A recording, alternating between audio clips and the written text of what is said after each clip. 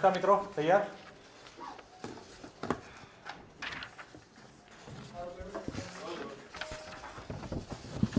ગુજરાત પ્રદેશ કોંગ્રેસ સમિતિ ખાતે આજે આયોજિત વિશેષ પત્રકાર પરિષદમાં આપ સૌ પત્રકાર મિત્રોનું હાર્દિક સ્વાગત કરું છું. જે દિવસની ગુજરાતની જનતાને ઇંતજાર હતી આજે ડિક્લેર થયો છે. એના માટે વિશેષ વાત અત્રે ગુજરાત પ્રદેશ કોંગ્રેસ સમિતિના મીડિયા ઇન્ચાર્જ અને રાષ્ટ્રીય પ્રવક્તા એવા આલોક શર્માજી આપણી સાથે વાત કરશે. મારી સાથે જોડાયા છે મારા પ્રવક્તા શ્રી ડૉક્ટર અમિત નાયકજી. હું સૌથી પ્રથમ बात करीश आलोक शर्मा जी ने कि पोतानी बात रजू करे पछी आपका प्रश्न लईशुं. धन्यवाद हिमांग जी. सभी पत्रकार बंधुओं का स्वागत है. आज लोकतंत्र के गुजरात के महापर्व का ऐलान हुआ. इलेक्शन कमीशन ने उसका ऐलान किया. कांग्रेस पार्टी तहे दिल से स्वागत करती है और हम पूरी तरह से गुजरात की जनता को जिताने के लिए, गुजरात को जिताने के लिए हम तैयार. हम बीजेपी और फासीवादी ताकतों को हराने के लिए पूरी तरह से तैयार हैं. जिस तरह से आज ऐलान हुआ कि लगभग 5 करोड़ मतदाता गुजरात के अंदर वोट डालेंगे और लगभग 5200 बूथों पर चुनाव होगा जहां पर वोट डाले जाएंगे. लगभग 6.5 लाख के करीब नए मतदाता हैं जो फर्स्ट टाइमर वोटर्स होंगे. मैं उम्मीद करता हूं कि गुजरात की जनता इस बार चिंतन और मनन के साथ बदलाव के लिए वोट डालेगी. जिस तरह से गुजरात के अंदर महंगाई, बेरोजगारी, भ्रष्टाचार, ड्रग्स और नशाखोरी, SC STs पर अत्याचार और किसान जिस तरह से परेशान है, जिस तरह से व्यापारी परेशान है, जिस तरह से युवा परेशान है, इन तमाम मुद्दों पर इस बार गुजरात में राजनीतिक बदलाव, सरकार के बदलाव को कोई रोक नहीं सकता. गुजरात की जनता ने पहले ही मन बना लिया है. जिस तरह से भाजपा ने झूठे डबल इंजन की सरकार के चक्कर में गुजरात और बाकी राज्यों की जनता को फंसाया है. गुजरात में एक इंजन तो पहले ही रूपानी साहब वाला फेल होके वो जर्जर होके और सारे डिब्बों के साथ जिस तरह से वर्कशॉप में चला गया है, दूसरे इंजन का पता ही नहीं है. मोरबी जैसा कांड होने के बाद भी दूसरे इंजन की एक स्टेटमेंट हमें सुनाई नहीं दी. हम उम्मीद करते हैं गुजरात की जनता इस चुटनी में, इस चुनाव में बहुत ही चिंतन, मनन और सोच समझकर वोट डालेगी. गुजरात की जनता वो सूरत की जलती हुई कोरोना की भट्टी शवदाग्रह की उसको भूलेगी नहीं. और मोदी साहब का जो कहना है कि मोरबी एक एक्ट ऑफ फ्रॉड है, तो फ्रॉडियों को वोट गुजरात की जनता नहीं देगी, ऐसी हमें उम्मीद है पूरी पूरी. इलेक्शन कमीशन ने आज चुनाव का ऐलान किया. हम उम्मीद करते हैं कि कोड ऑफ कंडक्ट पूरी तरह से गुजरात में लागू हो, फ्री एंड फेयर इलेक्शन हो, सरकारी मशीनरी का दुरुपयोग ना हो चुनाव में.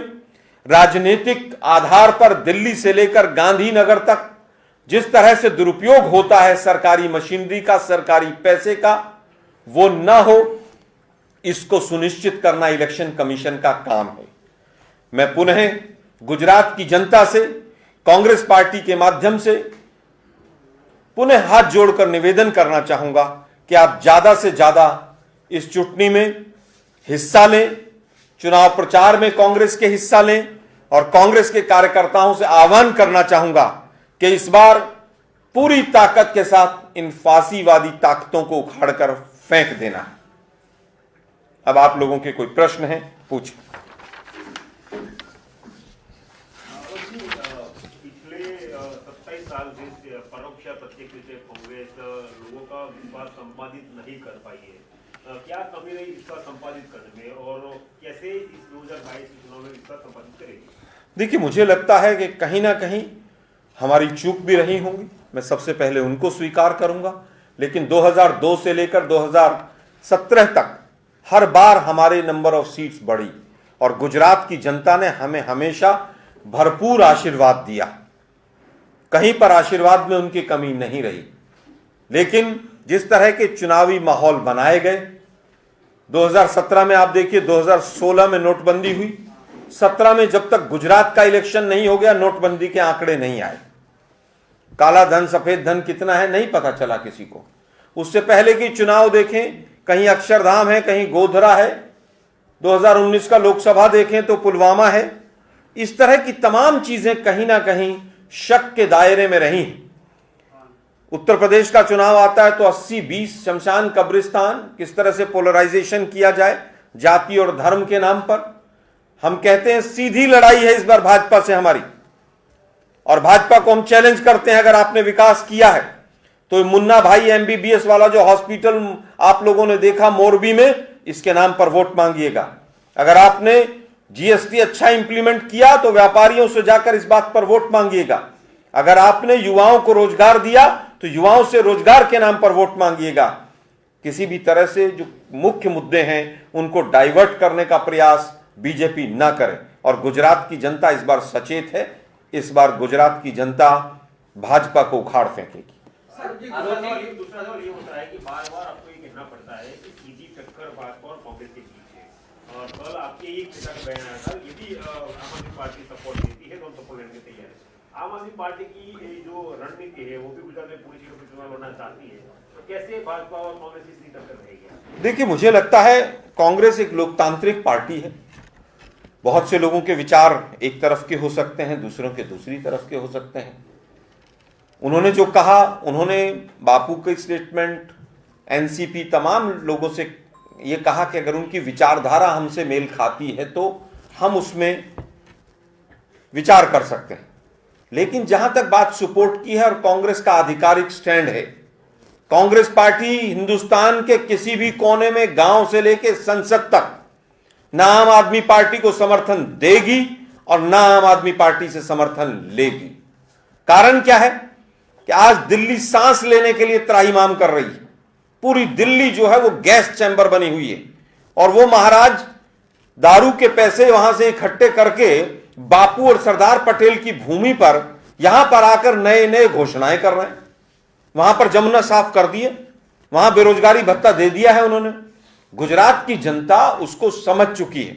एक नई नौटंकी उन्होंने शुरू की है सीएम कैंडिडेट वाली। क्या आप साथियों को पता है 4 ऑप्शन कौन कौन से हैं? बहरूपियों के चक्कर में गुजरात की जनता नहीं आएगी।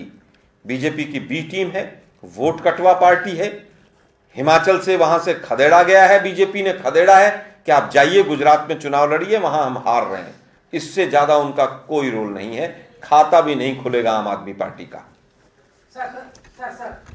अश्विन भाई सर, जी। इस तरह कल शंकर सिंह वाघेला ने एक हाईकोर्ट के अंदर एक एप्लीकेशन देके सो मोटा तक सरकारी कर दी है, पर एक पीआईएल एक्विजिशन की मांग उठाई है, तो कांग्रेस पार्टी वो क्यों नहीं कर पाई, क्यों पीछे रही?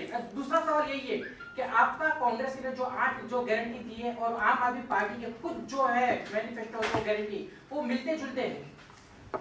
देखिए, महंगाई और बेरोजगारी जैसे विषय किसी पार्टी के नहीं, वो तो सभी के हैं, क्योंकि जनता त्राहिमाम कर रही है। तो उसमें मिलते जुलते किसका है किसका नहीं है वो विषय नहीं। जहां तक बात है बापू साहब की, मैंने वो पीआईएल वाली उनकी स्टेटमेंट देखी नहीं है। इतना जरूर है, कांग्रेस पार्टी ने कल आधिकारिक तौर पर chief justice Gujarat high court को पत्र लिखा है कि एसआईटी जो केवल लीपापोती है, जिसमें केवल बीजेपी के शासन के जो अधिकारी हैं, जो उनके खास पिट्ठू हैं, जो अधिकारी वो रखे गए हैं, उस एसआईटी को भंग किया जाए। रिटायर्ड हाई कोर्ट या सुप्रीम कोर्ट के जज के तत्वाधान में नई एसआईटी बने और वो एसआईटी दोषियों को सलाखों के पीछे भेजने के साथ साथ जो कंपेंसेशन का अमाउंट है उसको भी तय करे। बापू साहब ने अगर ऐसा किया है तो वो गुजरात की जनता की भलाई में है, हम उसका स्वागत करते हैं। आज गुजरात सरकार ने आज सुबह ही होमगार्ड का और जीआरडी का पगार बढ़ाया, तो उससे आपका क्या कहना है, उसको आप किस तरह से देखते हैं? देखिए, इलेक्शन कमीशन का उनको पता चल ही गया था, और मोदी साहब जो हैं वो पिछले 10-12 दिन से जिस तरह से घोषणाएं और नए नए वादे करते घूम रहे थे, तो ये कोई नई बात नहीं है। इलेक्शन आ गए हैं तो उनको होमगार्ड भी दिखाई देगा, पुलिस भी दिखाई देगा। लेकिन अहमदाबाद में जब पीछे बारिश हो रही थी और हर चौराहे पे जाम लगे थे, तब होमगार्ड की संख्या बढ़ जाए या गुजरात पुलिस की संख्या बढ़ जाए, तब दिखाई नहीं दिया उनको। सरोज भाई, सर, इलेक्शन कमीशन को पूछा गया कि जब ये अनाउंसमेंट क्यों इतना डिले किया गया, तो उन्होंने कहा कि एक वजह ये भी है मोरबी की घटना और शोक प्रकट करने वाला दिन। इस पर क्या कहेगा? देखिए, मोरबी की घटना से तो पूरा देश ही स्तब्ध है। किस तरह से ठेकेदारी प्रथा और भ्रष्टाचार का जीता जागता नमूना देश के सामने है, वो किसी से छुपा हुआ नहीं है। जहां तक बात है डेट्स की, तो इलेक्शन कमीशन ने जो थ्योरी दी है आज, उससे हम सेटिस्फाइड नहीं हैं। यही थ्योरी अगर हम फरवरी में 5 राज्यों के जब चुनाव थे उस पर देखें, आज वो 68 दिन और 71 दिन की कोई थ्योरी दे रहे थे, वो थ्योरी वहां लागू नहीं होती थी क्या? तब तो 5 के 5 राज्यों का एक ही दिन हो गया था। आज क्यों नहीं? क्योंकि मोदी साहब को घोषणाएं करनी थी। मोदी साहब को यहां पर आकर तमाम तरह के अपने स्वागत कराने थे, क्योंकि उनको वहां स्टैच्यू ऑफ यूनिटी पर जाकर यूथ कांग्रेस एनएसयूआई के 150-200 लड़कों को पुलिस थाने में बैठाकर और वहां पर दलितों की और आदिवासियों की बात नहीं सुननी थी, केवल एक तरफा भाषण देना था, क्योंकि मोदी साहब को अभी 4 दिन पहले अपने मन की बात करनी थी।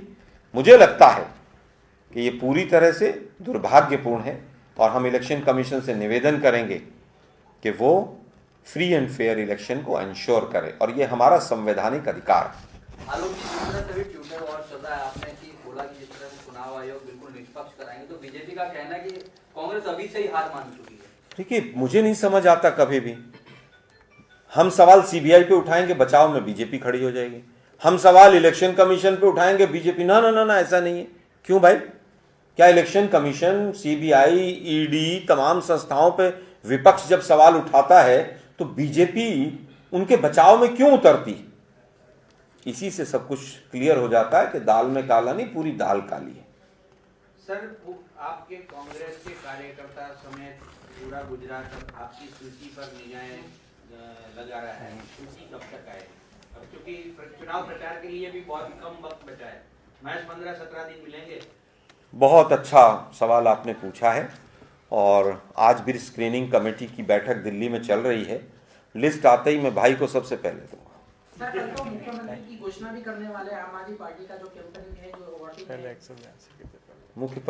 मुख्यमंत्री की घोषणा, उनका फेस जो मुख्यमंत्री पद की घोषणा, मुख्यमंत्री की कैंडिडेट की घोषणा।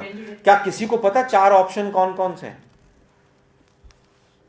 पूरे सभागार में किसी को पता किसके लिए वोट देना है? सर, मुख्य इसमें जो मांग एक उत्तराखंड के अंदर जो इनका सीएम बनने जा रहा था, सीएम इन वेटिंग था, वो कहां है आजकल पता है? वो कर्नल साहब, वो बीजेपी के प्रवक्ता हैं उत्तराखंड के। गोवा में भी सरकार बन रही थी और गोवा वाले जो इनके सीएम कैंडिडेट थे, उनकी जमानत जब्त हो गई थी। इनकी कोई जिस तरह से गुमराह करने की मशीनरी है ना, वो मोदी साहब से भी फास्ट है। अभी मैंने दूसरे चैनल पर पूछा अभी कि इनके 4 ऑप्शन कौन से हैं, कौन बन रहा है, कौन कैंडिडेट कहां से लड़ रहा है। 4 कैंडिडेट हो, 2 कैंडिडेट हो, 6 ऑप्शन हो, 10 ऑप्शन हो, कुछ तो देंगे। ये सब गुमराह करने के धंधे हैं। वहां भी कहा था महिला सुरक्षा पे हम वो कराएंगे, क्या रायशुमारी? शराब की दुकानें रेजिडेंशियल एरिया में दिल्ली में नहीं खुलने देंगे, महिलाओं की रायशुमारी कराएंगे, और फिर 700-800 दुकानें खोल दी रेजिडेंशियल एरिया में। ये बहरूपिया है, इससे बचिए। Thank you. Thank you. Thank you.